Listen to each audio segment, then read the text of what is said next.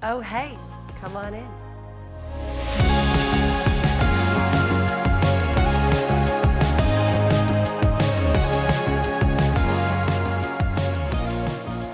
Hello, everybody. It's Katie here, and welcome back to my kitchen. I'm so happy you're here.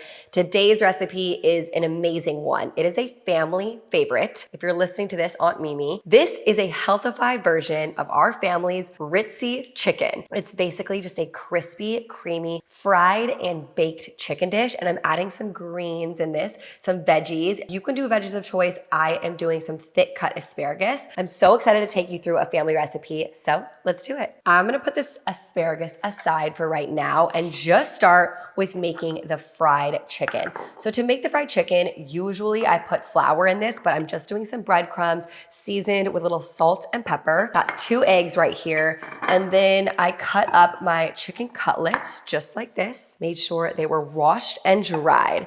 So let's go back to the stove and get it started.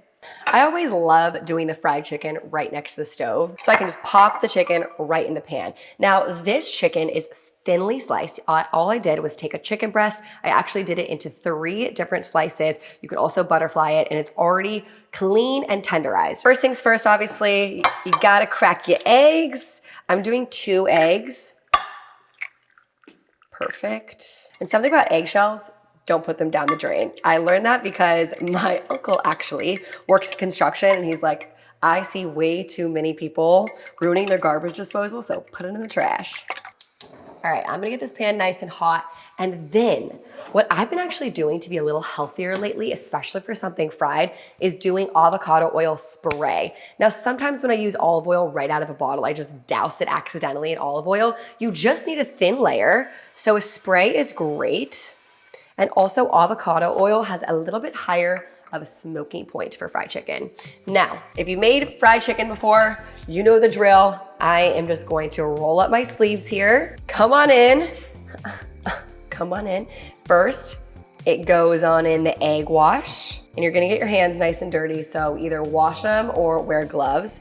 And then you're gonna just press the chicken cutlet into the breadcrumbs. And again, this is flourless. Well, technically the breadcrumbs have flour.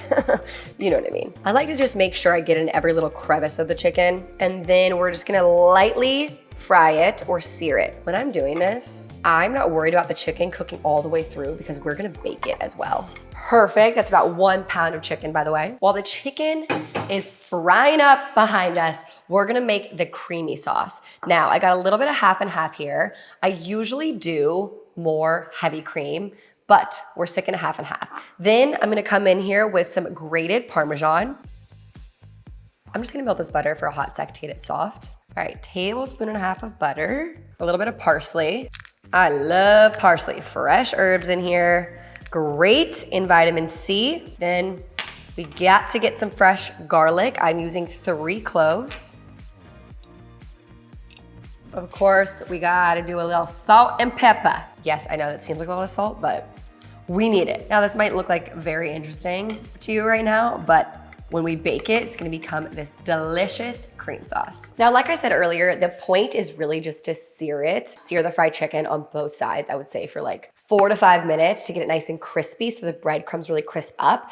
I'm not worried about the chicken cooking all the way through, so don't eat the fried chicken halfway through this recipe because we're gonna put it in the oven. All right, let's come in here, check in on the fried chicken.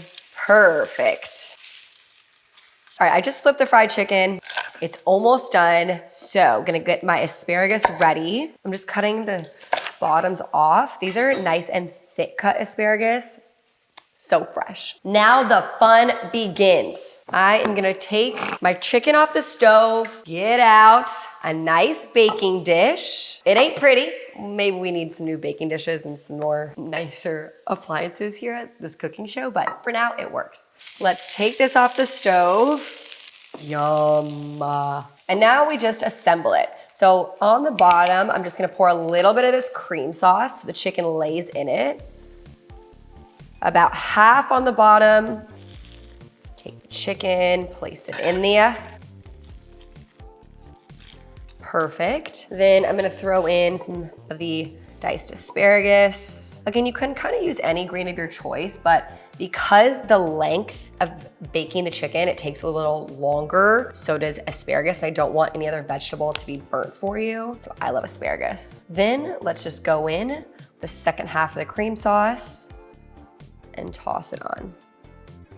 By the way, it can look messy like this because we're gonna take it out right before it's done and then top with that mozzarella. So save that mozzarella on the side. This is ready to be baked on up. So let's do it. Oh my gosh, come on in and I wish you could smell through the camera. One day, technology is gonna be so good that I'm gonna send every single one of you a little scent of what the recipe scent smells like. But it is absolutely perfect. We are only missing one thing. So I'm just gonna take the mozzarella. So this was baking for 25 minutes at 380. And you could already tell the cream sauce has developed this nice thickness to it. So what we're gonna do is just top each one, little bit of mozzarella. So I'm doing 3/4 cup mozzarella.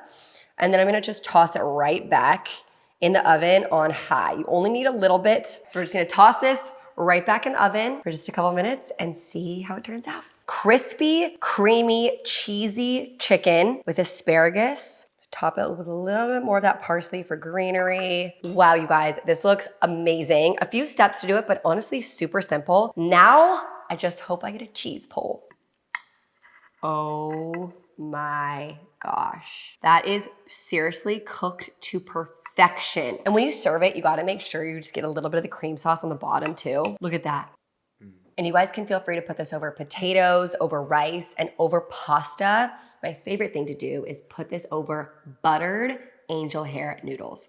Oh my God, this is a family favorite. I just healthified it a little bit. From my family to yours, I hope you enjoy this. I think you'll absolutely love it. It's great for the whole fam. It makes a lot of chicken. Good as a main or to eat on its own. Also can be meal prepped. I hope you absolutely love it. Cheers, and I'll see you next week.